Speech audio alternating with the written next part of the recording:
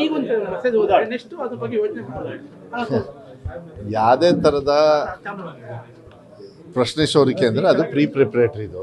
ಅದನ್ನು ಮೊಬೈಲ್ ಮೂಲಕನೇ ಅಲ್ಲಿರ್ತಕ್ಕಂಥ ಡಿಸ್ಟ್ರಿಕ್ಟ್ ಹೆಡ್ಸಿಗೆ ಕಳಿಸ್ಕೊಡ್ತಾರೆ. ಅದು ಶಿವಮೊಗ್ಗ ಮತ್ತು ಗುಲ್ಬರ್ಗಾದಲ್ಲಿ ಪ್ರಿಪ್ರೇಟರಿ ಇದೆ, ಫೈನಲ್ ಅಲ್ಲ, ನೀವು ತಿಳ್ಕೊಳ್ಳಿ, ಅದು ಕನ್ಫ್ಯೂಷನ್ ಆಗಬಾರ್ದು. ಸೊ ಅದು ಯಾವ ಹಂತದಲ್ಲಾಗಿದೆ ಎಲ್ಲಾಗಿದೆ ಅನ್ನೋದನ್ನ ಅದು ಮಾಧ್ಯಮದಲ್ಲಿ ಗೊತ್ತಾಗ್ಬಿಡುತ್ತೆ. ಬಿಕಾಸ್ ಇಷ್ಟು ವರ್ಷ ಏನಾಗೋದು, ಎಲ್ಲಿ ಸೋರಿಕೆ ಆಗುತ್ತೆ, ಯಾರು ಮಾಡಿದ್ದಾರೆ ಅದೆಲ್ಲ ಗೊತ್ತಾಗ್ತಾ ಇರಲ್ಲ. ಈ ಸತಿ ಏನಂದ್ರೆ ಅದಕ್ಕೊಂದು ಕೋಡ್ ಇದೆ, ಆ ಕೋಡಲ್ಲಿ ಗೊತ್ತಾಗ್ಬಿಡುತ್ತೆ. ಅದು ನಮಗೆ ಚೆನ್ನಾಗಿ ಗೊತ್ತಾಗುತ್ತೆ. ಆ ಕೋಡಲ್ಲಿ ಗೊತ್ತಾಗಿದ್ರೆ ಅವ್ರನ್ನ ಆಮೇಲೆ ಆ್ಯಕ್ಷನ್ ತೊಗೊಳೋದಕ್ಕೆ ಆಗಲೇ ಹೇಳಾಯಿತು. ಗುಲ್ಬರ್ಗ ಮತ್ತು ಇಲ್ಲಿ ಇಟ್ಸ್ ಎ ಮೊಬೈಲ್ ಬೇಸ್ಡ್ ಇದ್ರದ್ದು. ಆಮೇಲೆ ಏನಾಗುತ್ತೆ, ಕೆಲವು ಸತಿ ನಾವು ಕ್ವೆಶ್ಚನ್ ಪೇಪರ್ ಕೊಟ್ಟ ಮೇಲೆ ಬರುತ್ತೆ, ಕೊಟ್ಟ ಮೇಲೆ ಅದು ಅಥೆಂಟಿಸಿಟಿ ನೋಡಬೇಕಾಗುತ್ತೆ. ಅದಕ್ಕಿಂತ ಮುಂಚೆ ಏನಾದ್ರು ಆಗಿದೆ ಅಂದರೆ ಟೈಮಿಂಗ್ ಎಲ್ಲ ಬರ್ತದೆ, ಅದನ್ನು ಫಾರೆನ್ಸಿಕ್ಗೆ ಕೊಡಬೇಕಾಗುತ್ತೆ, ಟೆಕ್ನಿಕಲ್ ಟೀಮಿಗೆ ಕೊಡಬೇಕಾಗುತ್ತೆ. ನಿಜವಾಗ್ಲೂ ಅದಾಗ ಈಗ ಈಗ ಈಗ ಈಗ ಎಷ್ಟು ಗಂಟೆ, 9 ಗಂಟೆಗೆ ಎಕ್ಸಾಮು, ಅದು 9:15ಗೆ ಸೋರಿಕೆ ಆಗಿದೆ ಅಂದ್ಬಿಟ್ಟು ಬಂದರೆ ಅದು ತಪ್ಪಾಗ್ಬಿಡುತ್ತೆ. ಯಾಕೆಂದರೆ ಮೊಬೈಲಲ್ಲಿ ಇರ್ತದೆ ಅದು. ಸೊ ಇದನ್ನು ಅಥೆಂಟಿಸಿಟಿ ನೋಡಬೇಕಾಗತ್ತೆ. ನೋಡ್ಕೊಂಡು ಏನಾದ್ರು ಆ ಥರ ಇಲಾಖೆಯಿಂದ ಏನಾದ್ರು ತಪ್ಪಾಗಿದ್ರೆ ಅವ್ರು ಯಾರು ಕಾರಣ ಕರ್ತಾರೋ ಅವ್ರ ಮೇಲೆ ಆ್ಯಕ್ಷನ್ ತಗೊಂಡು. ಇಲ್ಲಪ್ಪ, ಅದೆಲ್ಲ ಅದು ಇದು ಫಿಸಿಕಲ್ ಪೇಪರ್ಸ್, ಅದು ದೇ ಆರ್ ಡಿಫ್ರೆಂಟ್. ಇದೇನಂದರೆ ಪ್ರಿಪ್ರೇಟ್ರಿನ ತುಂಬ ವೇಸ್ಟ್ ಆಗ್ಬಿಡುತ್ತೆ ದುಡ್ಡು. ಇದಕ್ಕೆ ಏನಂದರೆ ಮುಂಚೆಯಿಂದನೂ ಅಭ್ಯಾಸ ಇದೆ, ಇದು ಈ ಥರ ಎಕ್ಸಾಂಪಲ್ಸ್ ಆಗೋದು. ಬಟ್ ಎಲ್ಲಿ ಸೋರಿಕೆ ಆಗ್ತಿದೆ ಅಂತ ಹೇಳಿ ಗೊತ್ತಾಗ್ತಾ ಇರಲಿಲ್ಲ. ಈಗ ಅದನ್ನು ಟ್ರ್ಯಾಕ್ ಮಾಡ್ತಾ ಇದೀವಿ ಕ್ಲೀನಾಗಿ. ಟ್ರ್ಯಾಕ್ ಮಾಡೋದಕ್ಕೆ ಈಸಿ ಆಯಿತು. ಬಟ್ ಟ್ರ್ಯಾಕ್ ಮಾಡೋದು ಒಂದೇ ಅಲ್ಲದೆ ನಿಜವಾಗ್ಲೂ ಇದು ಅಥೆಂಟಿಕ್ ಇದೆಯಾ ಅಂತ ಅದೊಂದು ನೋಡಬೇಕು.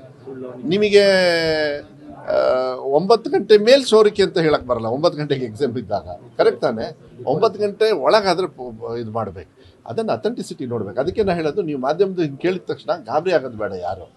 ಅದನ್ನು ಸಿಸ್ಟಮ್ಯಾಟಿಕ್ ಆಗಿ ತಗೊಳ್ತೀವಿ. ಇದನ್ನ ಅವಾಯ್ಡ್ ಮಾಡೋದು ಒಳ್ಳೆಯದು. ಹಾಗೇನಾದ್ರು ಇದ್ರೂ ನಾವು ಭಾಳ ಸ್ಟ್ರಿಕ್ಟಾಗಿ ಮರ್ಸಿಲೆಸ್ ಆಗಿ ಹ್ಯಾಂಡಲ್ ಮಾಡ್ತೀವಿ.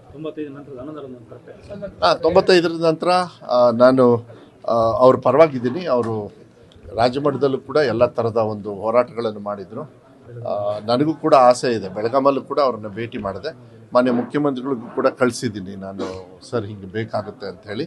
ಅವರು ತರಿಸ್ಕೊಂಡಿದ್ದಾರೆ ಎಷ್ಟು ಹೊರೆ ಆಗುತ್ತೆ ಏನು ಅಂತ. ಈ ನೆಕ್ಸ್ಟ್ ಬಜೆಟ್ಗೆ ನನಗೆ ವಿಶ್ವಾಸ ಇದೆ, ಈ ಸತಿ ಮಾಡಿಕೊಡ್ತಾರೆ ಅಂತ ಹೇಳಿ ವಿಶ್ವಾಸ ಇದೆ.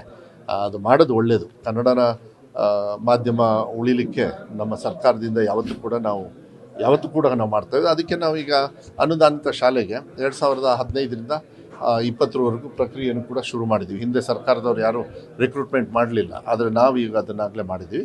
ಅನುದಾನ ಒಳಪಡಿಸೋದಕ್ಕೂ ಕೂಡ ನಾನು ಮುಖ್ಯಮಂತ್ರಿಗಳು ಏನು ಹೇಳ್ತಾರೆ, ನಮ್ಮದು ಫಸ್ಟ್ ಅಜೆಂಡಾನೇ ಅದು. ಈ ಸತಿಗೆ ಬಜೆಟ್ಟಿಗೆ ಮೇಯ್ನಾಗಿ ಕೇಳೋದೇ ಅದು. ಯಾಕೆಂದರೆ ಅದು ತುಂಬ ಬೇಡಿಕೆಯನ್ನು ಕೂಡ ಈ ಅನುದಾನದ ಒಳಪಡಿಸೋದಕ್ಕೆ ಯಾರ್ಯಾರು ಕಾಯ್ತಾ ಇದ್ದಾರೆ ಅವ್ರ ಬೇಡಿಕೆಗಳು ಕೂಡ ಕಾಯ್ತಾ ಇದ್ದಾರೆ.